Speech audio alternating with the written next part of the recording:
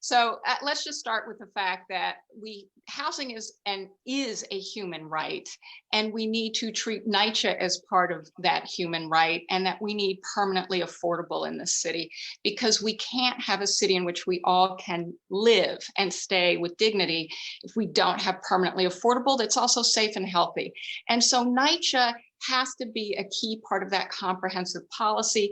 And I would just note that while it is true that the formal census of NYCHA at 400,000 is the formal census, we know it's more like 600,000 because affordable housing is such a problem that we have folks doubling up in NYCHA. And we should confront that because we also have a long waiting list for NYCHA. So let's start with the fact that we must, as everyone said, and in different ways, but we must preserve NYCHA. But I say we must preserve it as public.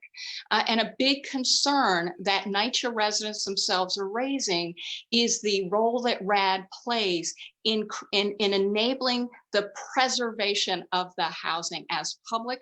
We do need a creative set of investments. We are not going to be able to do $40 billion in the absence of any federal funding. We have to confront and be honest about that, because not only has it been disinvested in for decades, but we are looking at an average budget deficit because of the revenue crisis we have. That we need to talk about filling. But even if we get help from Albany and the federal government on that, we're still going to be facing in the out years for the next 3 years some deficit. So we need federal help. We also need state partnership, but we also have to be creative, including pulling on our capital budget. I agree with that.